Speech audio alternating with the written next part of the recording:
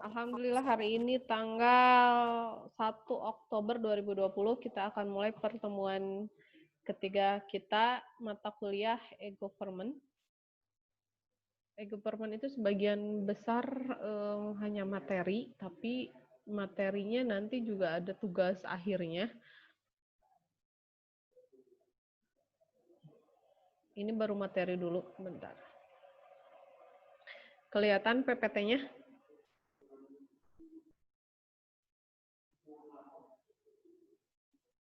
Kelihatan nggak? Ada Bu, ada. Bentar. Loading nya. Nah, hari ini pembahasannya mengenai e-government front office. Yang namanya front office berarti office kantor di depan, berarti yang di depan. Jadi dari e-government front office-nya seperti apa. Nah, definisinya itu adalah front office itu menunjukkan sikap pemerintah ketika melihat e-government, memperhatikan informasi dan penyedia layanan, interaksi antara pemerintah dan masyarakat serta bisnis. Jadi front office itu benar-benar penting karena di front office itu memperhatikan informasi dan penyedia layanannya. Jadi interaksi antara pemerintah dan masyarakat serta bisnis itu semuanya diaturnya oleh front office. Implementasi front office pada e-government itu mencakup dua isu. Yang pertama itu ada layanan online dan pemakaian masyarakat. Nah, untuk layanan online itu banyak model untuk penyampaian layanan online-nya dan tidak ada standarnya. Jadi di Indonesia ini kita belum ada layanan standar online terstandar gitu, harus seperti apa. Tapi ada 4 tahapan model berdasarkan Australian National Audit Office. Yang pertama itu di dalam layanan online itu harus ada informasi interaktif, transaksi, dan berbagi data. Nah, di tahap informasi itu si website itu harus mempublikasikan informasi mengenai layanannya. Lalu informasinya itu statis. Tantangan untuk mengimplementasikan agensi. Jadi digitalisasi informasi yang ada dan menjadikannya dapat diakses secara online. Jadi semua informasi yang ada di dalam suatu perusahaan atau suatu organisasi itu semuanya harus bisa diakses secara online. Dan tidak ada re-engineering proses yang dibutuhkan. Jadi tidak harus mere-engineering lagi proses yang dibutuhkan karena informasi ini statis. Jadi tinggal mengeluarkan informasi, keluarkan informasi, kalau ada informasi keluarkan, masukkan ke online, masukkan di website. Jadi semua bisa tahu informasi yang ada.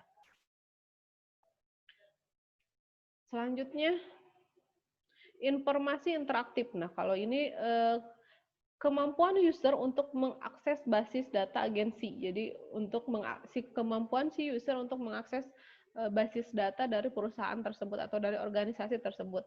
Contohnya browsing, eksplorasi, dan interaksi dengan data. Jadi kalau yang tadi hanya informasi statis itu hanya berupa informasi. Tapi kalau di informasi interaktif itu si user atau siapapun yang memakainya itu bisa browsing, mengeksplorasi kontennya atau aplikasinya dan interaksi dengan datanya. Juga melakukan pencarian elektronik dan kalkulasi berdasarkan kriteria user. Jadi searching dan lain sebagainya itu semuanya sudah ada di dalam website tersebut atau di dalam aplikasi tersebut. Lalu tantangan untuk mengimplementasikan agensi ini adalah bagaimana masyarakat akan menggunakan informasi. Jadi kalian harus tahu masyarakat ini, jadi informasi yang kalian keluarkan atau informasi yang pemerintah keluarkan itu harus benar-benar bisa dicerna masyarakat. Jadi jangan sampai informasi yang dikeluarkan itu nantinya akan menjadi bumerang atau akan jadinya mengadakan isu-isu dan lain sebagainya. Jadi harus hati-hati dalam mengimplementasikan informasi tersebut. Aturan apa yang membuat informasi publik tertentu? Jadi ada aturan di mana si informasi itu dapat diakses publik atau tidak. Jadi kalau kalian seorang YouTuber atau seorang Facebooker atau Instagram dan lain sebagainya itu pasti ada pengaturan apakah si si gambar atau berita yang atau status yang kalian keluarkan itu bisa dilihat publik atau tidak. Nah, itu juga perlu diperhatikan. Lalu ada informasi spesifik yang menjadi target audiensnya. Jadi misalkan nih, kalian nge-upload informasi apa, itu harus jelas target audiennya itu siapa. Kalau saya misalkan contoh ini mata kuliah e-government, berarti target audiennya adalah kalian. Berarti kalau saya upload di YouTube atau upload di Facebook, audiennya sudah tentu itu adalah kalian. Bagaimana membuat informasi lebih mudah ditemukan? Nah, ini jadi si keyword, tag, dan lain sebagainya itu agar informasi itu lebih mudah ditemukan. Tool apa yang dapat digunakan untuk memperkaya pengalaman user? Nah, ini tool yang dapat digunakan untuk memperkaya pengalaman user. Jadi si user itu jangan hanya mencari informasi itu hanya informasi saja, tapi coba jelajahi tool lain. Misalkan di dalam aplikasi itu ada fasilitas searching, ada fasilitas apa-apa itu coba dijelajahi. Cari satu persatu kegunaannya itu apa.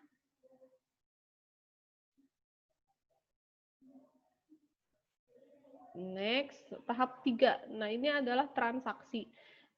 Nah, ini di transaksi ini selain tahap 1 dan 2, ini harus ditambahkan kemampuan user untuk memasukkan informasi keamanan dan melakukan transaksi dengan agensi. Agensi ini biasanya karena ini e-government itu maka agensi di sini adalah pemerintah contohnya.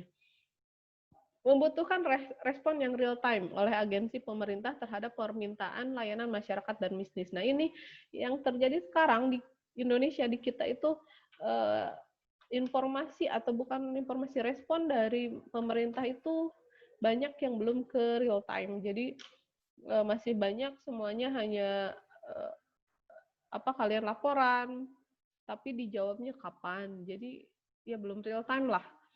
Kalau di pemerintahan yang sudah terintegrasi, yang sudah mempunyai enterprise arsitekturnya yang baik, itu informasi real time ini sangat penting. Dan tantangan untuk mengimplementasikan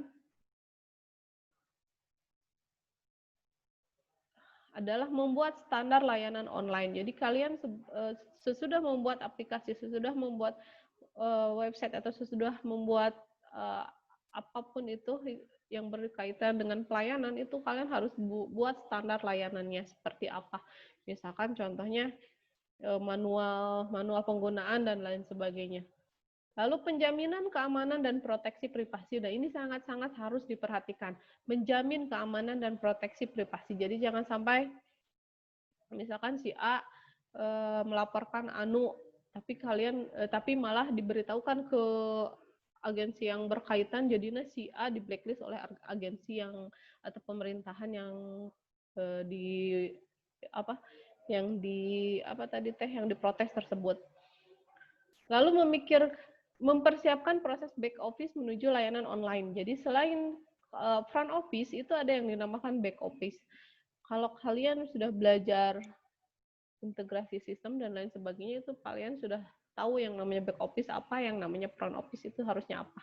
Lalu memikirkan kembali relasi-relasi dengan agensi untuk pelaksanaan layanan yang ramping. Jadi layanan yang ramping itu layanan yang benar-benar murni tanpa adanya tipu daya dan lain sebagainya.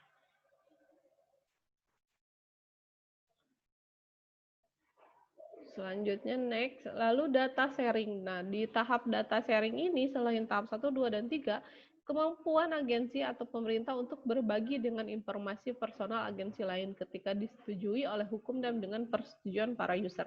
Jadi selain tadi datanya ke masyarakat, pemerintah juga perlu kemampuan untuk berbagi dengan pemerintahan atau pemerintahan daerah yang lain.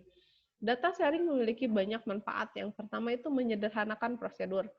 Jadi di mana yang harusnya prosedurnya antara pemerintah A dan pemerintah B harusnya dilewati dengan 2 hari 3 malam, tapi dengan adanya informasi ini hanya bisa dengan 1 jam itu sudah beres. Lalu mengarsipkan administrasi. Ini udah jelas, setiap informasi itu pasti ada database-nya, dan database itu sangat penting. Mereduksi beban laporan untuk masyarakat dan sektor bisnis. Nah, di sini mengurangi beban laporan untuk masyarakat dan sektor bisnis. Jadi jangan sampai laporan untuk ke masyarakat itu semuanya hutang dan lain sebagainya itu disebutkan. Jadi laporan yang untuk masyarakat itu harus seperti apa, dan laporan untuk pemerintah atau untuk sendirinya itu harus seperti apa. Itu bisa, kalian harus bisa membedakannya. Nah, meskipun demikian, berbagi data antar agensi harus dibatasi karena legislasi proteksi privasi. Nah, karena antara agensi A dan agensi B itu udah jelas nama agensinya juga udah berbeda, makanya privasinya itu sangat penting. Semua data matching harus segera legal disetujui atau secara eksplisit diizinkan untuk mencegah kombinasi data yang ilegal dan tidak terautorisasi. Nah, ini autorisasi itu sangat penting untuk keamanan, karena ini datanya data kombinasi, berarti antara pemerintah dan pemerintah B, maka untuk legalisasinya seperti apa itu juga harus ada standarnya.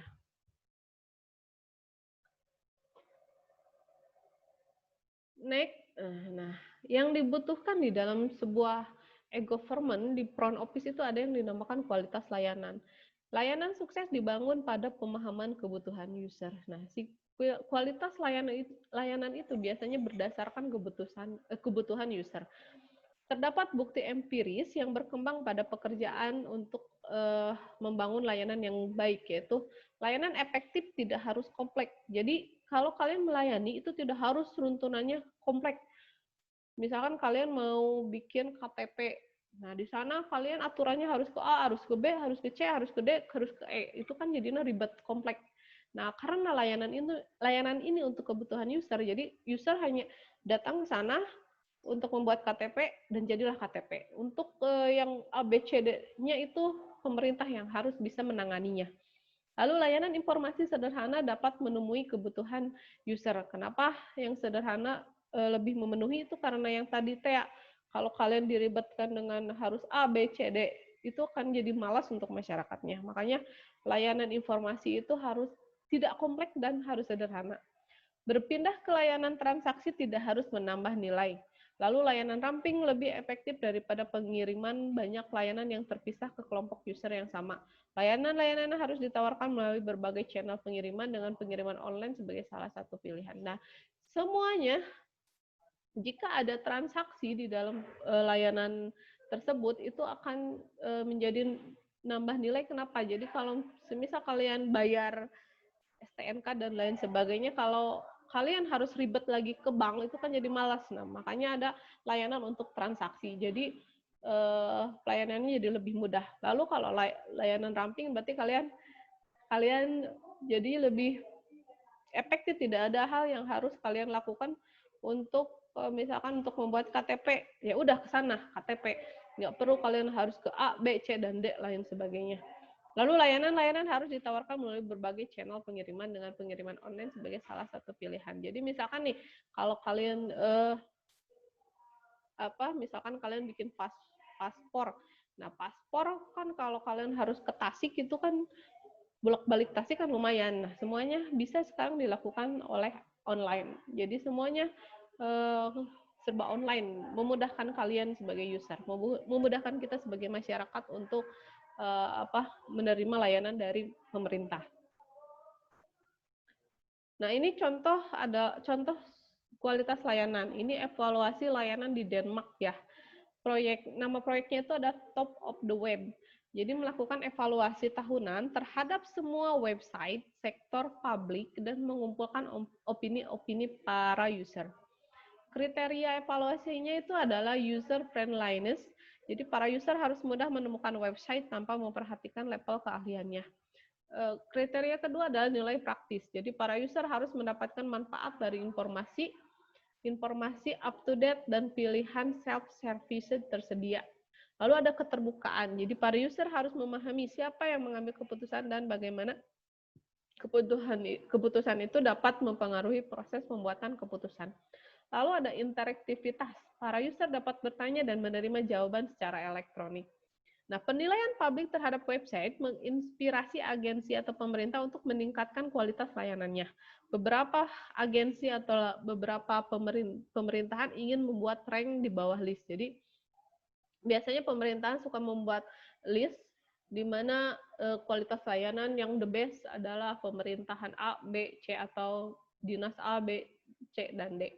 Nah ini, si kualitas layanan ini yang akan nanti jadi tugas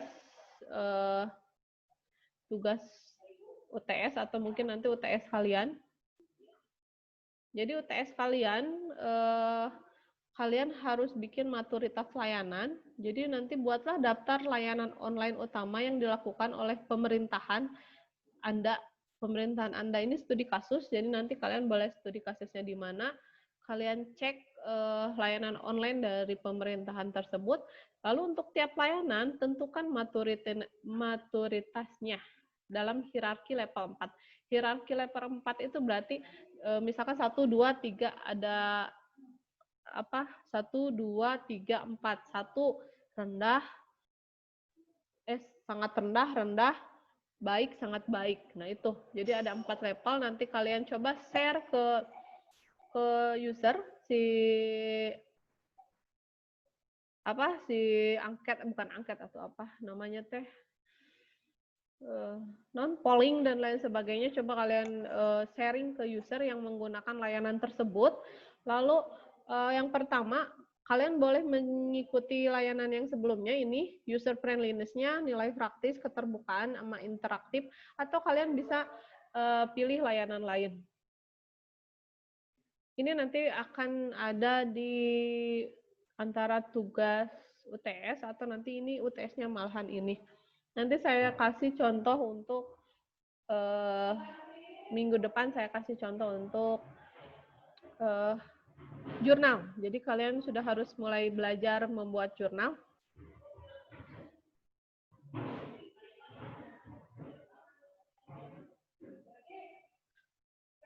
Nah, selanjutnya ada yang dinamakan strategi channel. Di sini layanan e-government harus dikembangkan sebagai bagian dari strategi channel layanan yang lebih luas, terutama kesenjangan digital yang ada. Jadi si channel ini atau channel pemerintahan ini harus tercover di berbagai pelosok.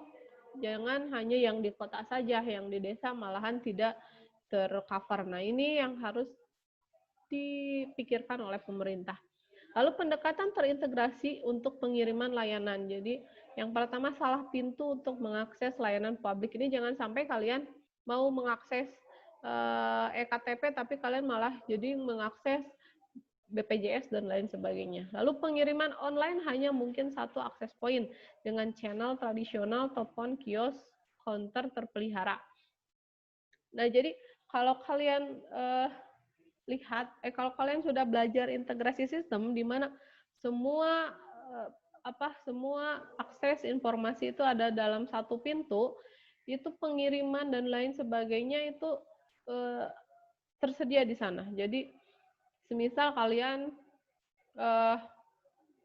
kalau lihat seperti BRI Link gininya, itu BRI Link itu kan ada di mana-mana ya sekarang. Dia nggak punya ATM, tapi dia punya BRI Link di mana si masyarakat desa itu bisa menggunakan fasilitas BRI Link itu untuk mengambil uang, mengirim uang, dan lain sebagainya.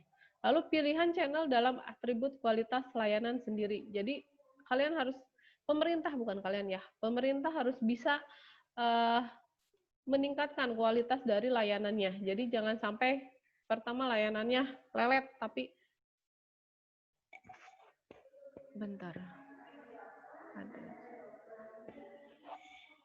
Lalu pendekatan yang lebih efisien dalam jangka panjang, penggunaan yang lebih intensif menjadi infrastruktur dan data biasa. Jadi si data itu harus semuanya infrastrukturnya terintegrasi. Semua data berada di pusat.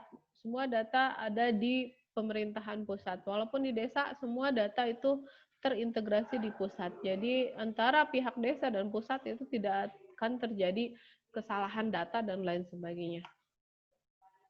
Lalu keterlibatan masyarakat. Di sini ICT dapat digunakan sebagai tool untuk menyediakan informasi, berkonsultasi, dan melibatkan masyarakat dalam pembuatan kebijakan. Ini dapat dilakukan melalui memperoleh audien yang lebih banyak, merancang informasi untuk audien, melibatkan masyarakat melalui konsultasi dan partisipasi, memberikan feedback kepada masyarakat. Dan keterlibatan masyarakat di dalam ICT itu makanya sangat penting. Kenapa? Karena tujuan utamanya ini adalah untuk layanan kepada masyarakat. Karena itu masyarakat benar-benar harus dilibatkan di dalam membuat sebuah informasi untuk pemerintah. Akses dan kepercayaan.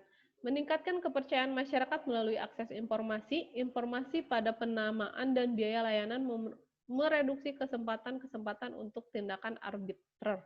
Lalu sistem yang memandu pelamar melalui prosedur penanaman yang kompleks untuk mengklarifikasi proses pembuatan keputusan. Online tracking aplikasi terhubung ke standar ketepatan waktu untuk proses-proses respon, persetujuan, mereduksi ketakutan, korupsi, dan lain-lain.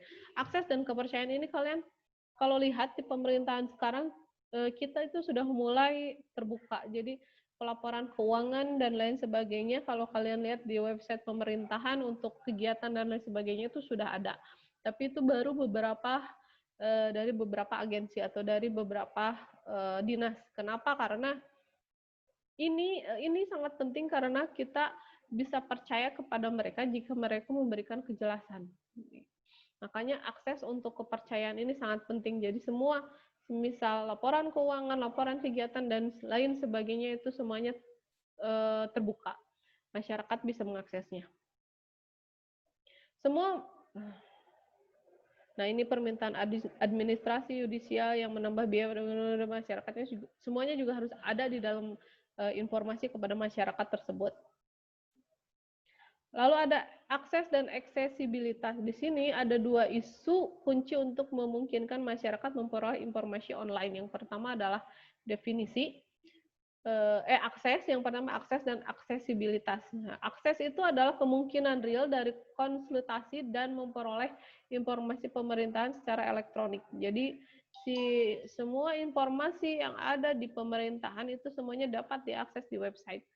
Lalu aksesibilitas itu adalah kemudahan yang masyarakat dapat manfaatkan untuk mengkonsultasikan informasi pemerintahan secara elektronik, menemukan, mencari, dan menggunakannya. Jadi di aksesibilitas, selain informasi yang diberikan oleh pemerintah, si user atau si masyarakat ini juga bisa mencari dan bisa berkonsultasi mengenai permasalahan dalam layanan tersebut. Nah, kriteria aksesibilitas itu ada recognizability, ada availability, ada manageability, ada affordability, ada reliability, ada clarity, juga kemampuan untuk memenuhi kebutuhan-kebutuhan spesial. Untuk aksesibilitas, search engine, spell and grammar checker, multilingual, translator, online glossaries, dan lain sebagainya. Contoh aksesibilitas. Contoh petunjuk untuk konten website yang mudah diakses ini ada di Jepang. Petunjuk untuk desainer dan pengembang halaman tool website meyakinkan bahwa website pemerintah dapat diakses oleh masyarakat biasa. Di sini harus menyediakan alternatif untuk mempresentasikan konten, menghindari ketergantungan pada informasi berwarna, menjamin kejelasan dalam penggunaan bahasa alami, menggunakan markup language and style sheet. Jadi untuk aksesibilitas, kalau kalian pernah belajar interaksi manusia dan komputer, itu ada beberapa contoh halaman tool website yang harus digunakan, yang bisa digunakan oleh pemerintah. Jadi di sana warnanya harus apa, fiturnya harus seperti apa, bahasanya harus seperti apa, juga stylenya harus seperti apa. Itu di interaksi manusia dan komputer kalian bisa belajar di sana. Nah, ini terus menjamin bahwa desain tidak tergantung pada perangkat tertentu, memenuhi standar teknis untuk internet, menjelaskan dengan jelas sistem navigasi, menjamin bahwa para user dapat mengkonvert teknologi-teknologi baru, menjamin bahwa halaman-halaman dapat diakses tanpa teknologi baru. Nah, ini didesain bersama-sama oleh Ministry of Post and Telecommunication dan Ministry of Health and Welfare di Jepang. Jadi di dalam website pemerintahan itu harus ada item-item tersebut. Jadi ikhtisar pertemuan ini, perkembangan front office untuk e-government. Yang pertama tadi ada model maturitas untuk layanan online, juga ada layanan harus memperhatikan kebutuhan user, juga e-government sebagai tool untuk keterlibatan masyarakat. Sampai di sini ada yang ditanyakan? Sorry saya ngajarnya cepat, soalnya waktu kita dikit ya. Kalian udah... Halo? Iya, Bu. Ya, Bu. Ya, Bu. This meeting will end in 10 minutes. Ada yang ditanyakan? Kita akan segera berakhir ini pertemuannya. Oh, kalau kalian nggak dengar suara yang nggak dengar suaranya tadi, kalian bisa lihat di YouTube. Nanti saya upload ke YouTube channel saya. Silahkan bisa lihat di sana untuk materi hari ini. Jika ada pertanyaan mengenai materi hari ini, boleh WhatsApp, tapi WhatsApp-nya di jam operasional kantor ya. Jangan jam-jam di luar operasional tersebut. Terus tadi sekilas sudah ada untuk tugas kalian, itu baru sekilas. Nanti kalian bisa bikin bikin satu kelompok 2 orang untuk tugas tersebut. Jadi tadi baru diperlihatkan saja. Nanti untuk tugas benernya nanti minggu depan saya kemukakan. Untuk pertemuan hari ini ada yang ditanyakan? Soalnya waktunya sudah mau habis. Halo, ada yang ditanyakan? Tidak ada? Cukup. Alhamdulillah, Hameh Tereh. Alhamdulillah untuk pertemuan hari ini tanggal 1 Oktober 2020 sudah selesai. Kalian bisa akses kembali pertemuan ini di YouTube. Stay safe di rumah sana dan hati-hati kalau keluar, harus pakai masker ya, biasakan. Sekian mungkin dari saya. Wassalamualaikum warahmatullahi wabarakatuh. Waalaikumsalam. Waalaikumsalam.